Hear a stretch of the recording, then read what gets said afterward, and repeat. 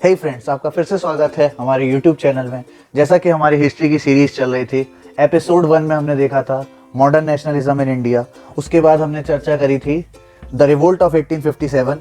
इस सेशन में हम देखेंगे बर्थ ऑफ कांग्रेस और साथ ही साथ जो कांग्रेस के डेवलप होने के पहले एक स्टेज बन चुका था इंडिया में, किस प्रकार से new form of nationalism continue होगा। तो फ्रेंड्स, हमारे साथ एंड तक बने रहिएगा क्योंकि आपको बहुत सारे इंपॉर्टेंट पॉइंट्स जानने को मिलेंगे। तो जैसा कि हमने एपिसोड 1 में देखा था अबाउट मिडिल क्लास इंटेलिजेंशिया, ये एक नई क्लास थी जो कि अर्बन मिडिल क्लास से राइज हो रही थी और नेशनल मूवमेंट के लिए एक बहुत बड़ा रिफॉर्म लेके आने वाली थी। कांग्रेस के पहले कुछ नए एसोसिएशंस का फॉर्मेशन होता है, जैसे कि ब्रिटिश इंडिया एसोसिएशन, जिसको देवेंद्र नाथ टैगोर ने फाउंड किया था। साथ ही साथ ईस्ट इंडिया एसोसिएशन, जिसको दादा भाई नौरोजी, जो कि लंदन में जिसका हेडक्वार्टर बनाते हैं। इंडियन लीग, जो कि शिशिर कुमार घोष खोलते हैं कलकत्ता में। उसके बाद इंडियन एसोसिएशन और इंडियन नेशनल कॉन्फ्रेंस, जिसके लीडर्स होते हैं सुरेंद्र नाथ बनर्जी और आनंद मोहन बोस, और इसका हेडक्वार्टर कलकत्ता में होता है। इसके अलावा बॉम्बे प्रेसिडेंसी एसोसिएशन, जिसका हेडक्वार्टर बॉम्बे में होता है। उसके फाउंडर होते हैं फिरोज शाह मेहता, केटी तेलांग और बदरुद्दीन तैयब जी। इसका फॉर्मेशन 1885 में होता है। 1885 आते आते तक बहुत सारे इवेंट्स जो हैं एक स्टेज क्रिएट कर रहे थे, और इसी के साथ अब कांग्रेस का फॉर्मेशन हो जाता है, जिसको A.O. ह्यूमे, एक रिटायर्ड सिविल सर्वेंट, फॉर्म करते हैं। कांग्रेस का फर्स्ट सेशन दिसंबर 1885 में होता है मुंबई में गोकुलदास तेजपाल संस्कृत कॉलेज में, जिसको 72 डेलीगेट्स अटेंड करते हैं, और इसके प्रेसिडेंट बनते हैं, फर्स्ट प्रेसिडेंट वोमेश चंद्र बनर्जी। पहले ये सेशन पुणे में होना था, but due to cholera outbreak इस सेशन को शिफ्ट कर दिया गया था गोकुलदास तेजपाल संस्कृत कॉलेज की ओर। इस समय इंडिया के वाइसरॉय लॉर्ड डफरिन थे, जिनका टाइम पीरियड 1885 से लेके 1888 तक था। कांग्रेस के एम्स और ऑब्जेक्टिव हुआ करते थे डेमोक्रेटिक नेशनलिस्ट मूवमेंट्स, साथ ही साथ लोगों को पॉलिटिकली एजुकेट करना और प्रोपोगेट करना एंटी कॉलोनियल नेशनलिस्ट आइडियोलॉजी, और साथ ही साथ पॉपुलर डिमांड्स प्रेजेंट करना गवर्नमेंट के सामने, और इस डिमांड पर सभी लोगों को एक साथ यूनिफाई करना।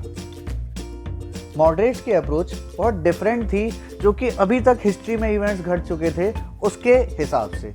जैसे कि मॉडरेट्स अगर अपने कोई भी कॉन्स्टिट्यूशनल एजिटेशन करते थे तो वो एक लॉ की कन्फाइननेस में अपने आप को रखकर ये इवेंट्स करा करते थे।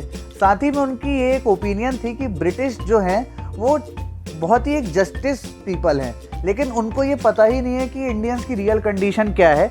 तो अगर हमारी बात उन तक पहुंचाई जाएगी तो शायद वो वेलफेयर कर सकते हैं इंडियन सोसाइटी का। इसी के साथ लोगों को एक नेशनल स्पिरिट से फुलफिल करने के लिए वो एजुकेट करते थे पॉलिटिकल क्वेश्चंस के साथ। उनके कुछ बहुत फेमस मेथड्स को PPP यानी कि प्रेयर, पेटिशन, प्रोटेस्ट के नाम से भी जानते थे, जिसमें वो कॉन्स्टिट्यूशनल एजिटेशन किया करते थे।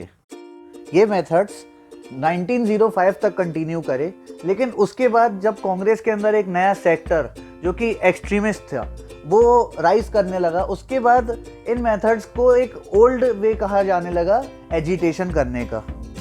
कुछ इंपॉर्टेंट इवेंट्स जो इंडियन नेशनल कांग्रेस के बनने के बाद हुए, जैसे कि 1886 में इंडियन नेशनल एसोसिएशन, जिसको सुरेंद्र नाथ बनर्जी और आनंद मोहन बोस ने बनाया था, यह अब मर्ज हो जाती है कांग्रेस के साथ। इसके बाद 1890 में पहली बार एक women graduate of Calcutta university Kadambini Ganguly address करती हैं कांग्रेस का सेशन, जो कि एक बहुत इंपॉर्टेंट रोल दिखाता है विमेन पार्टिसिपेशन का इन कांग्रेस। 1899 में British committee of Indian national Congress establish की जाती है लंदन में। इसके बाद 1890 में डिसाइड किया जाता है कि कांग्रेस का एक सेशन 1892 में लंदन में होल्ड करेंगे, बट ये पोस्टपोन हो जाता है क्योंकि इलेक्शन थे 1891 में इंग्लैंड में। मॉडरेट्स के कुछ इंपॉर्टेंट कंट्रीब्यूशन थे, जैसे कि दादा भाई नौरोजी, R.C. दत्त, दिनशॉ वाचा ने ड्रेन ऑफ वेल्थ थ्योरी दी थी, जिसमें उन्होंने बताया था कि कैसे ब्रिटिश एम्पायर ने इंडिया का एक्सप्लॉयटेशन किया, इस बेसिस पर कि इंडिया को सप्लायर बना दिया रॉ मटेरियल्स का, और साथ ही साथ ब्रिटिश गुड्स का एक इंपोर्टर बना के रख दिया। साथ ही साथ कुछ अदर डिमांड्स रखी, जैसे कि लैंड रेवेन्यू में रिडक्शन और एबॉलिशन ऑफ सॉल्ट टैक्स, और साथ ही साथ प्लांटेशन लेबर्स की वर्किंग कंडीशन का भी एक इम्प्रूवमेंट का इनिशिएटिव लिया। इसके अलावा कॉन्स्टिट्यूशनल रिफॉर्म्स जैसे कि लेजिस्लेटिव काउंसिल में इंडियंस का ज़्यादा से ज़्यादा पार्टिसिपेशन, साथ ही में कुछ अदर रिफॉर्म्स बजट को लेकर जैसे कि वोट करने का पावर और अमेंड करने का पावर। एक बहुत अच्छा स्लोगन सामने आया, नो टैक्सेशन विदाउट रिप्रेजेंटेशन। इन सभी डिमांड्स का इम्पैक्ट देखने को मिला इंडियन काउंसिल एक्ट 1892 में, जैसे कि गवर्नर जनरल लेजिस्लेटिव काउंसिल में अब नॉन ऑफिशियल मेंबर्स की लिमिट अब 10 से 16 के बीच कर दी गई। अभी भी इंडियंस पे कुछ लिमिटेशंस थी, जैसे कि बजट को वोट नहीं कर सकते थे और सप्लीमेंट्री क्वेश्चंस नहीं पूछ सकते थे। कुछ फेमस लीडर्स जैसे कि लाला लाजपत राय और आरपी दत्ता का ये मानना था कि कांग्रेस ब्रिटिशर्स के लिए एक सेफ्टी वॉल्व की तरह था, क्योंकि कांग्रेस इंडिया के किसी भी कोने में होने वाले रिवोल्ट की इन्फॉर्मेशन ब्रिटिश तक पहुंचा सकता था, वैसे ही जैसे एक प्रेशर कुकर का सेफ्टी वॉल्व खाना पक जाने की खबर देता है। फ्रेंड्स, आज के एपिसोड में इतना ही। शुरू के 20 साल कांग्रेस की डिमांड्स काफ़ी जेनरस थी, लेकिन आने वाले समय में ये सिनेरियो पूरी तरीके से चेंज हो जाएगा, जो कि आप देखेंगे अगले कुछ एपिसोड्स में।